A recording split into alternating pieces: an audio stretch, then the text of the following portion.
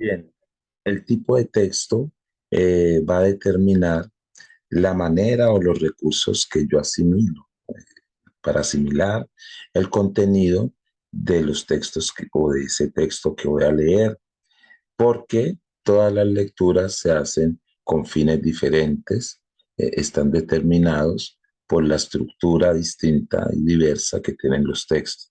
Ahora bien, siempre que yo entro a un texto, debo preguntarme qué voy a leer, ¿cierto? ¿Qué es lo que yo estoy leyendo? ¿Para qué voy a leer? ¿Para qué voy a leer? ¿Y cómo voy a utilizar ese contenido de ese texto que leo? Entonces, vamos a mirar, ¿sí? Unos métodos, digo, o eh, unos pasos para comprender o para mejorar la comprensión lectora, que recordemos es la capacidad de entender lo que yo leo, ¿sí? No es suficiente con simplemente saber qué quieren decir las palabras o cuál es el significado de estas palabras, sino que es necesario que yo vaya más allá, ¿sí? Para poder comprender, yo tengo que ir más allá del mero reconocimiento del significado de las palabras.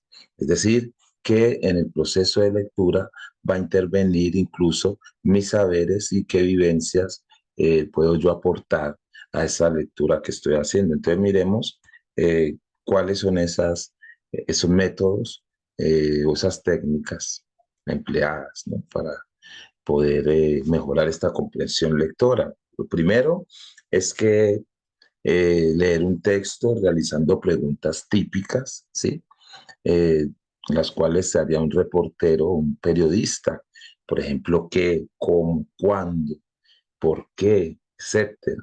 Cuando las formulas, debe rellenar un cuadro con tres columnas.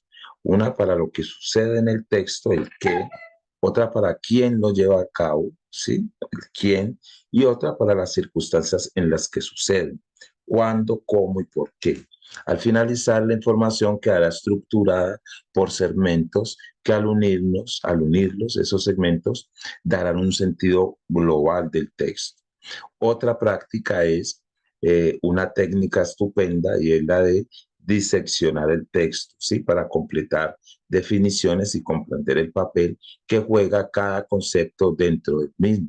En esta técnica, en este método empleado, es muy sencillo hacerse una idea de cómo están interrelacionadas las diferentes partes del texto principal. La tercera se basa en buscar e identificar la idea central o la idea principal de cada párrafo para ayudar a entender mejor el texto en su conjunto. Cuando yo identifico la idea principal de cada párrafo, puedo ir titulándolos, ¿sí? Un simple vistazo podremos o nos pondremos más bien en situación de lo que ocurre en el texto y cuáles son los principales conceptos de este. Y la última práctica es eh, para comprender y sintetizar un texto mejor, consiste en destacar los conceptos principales del texto, tanto definiciones como fechas y datos relevantes.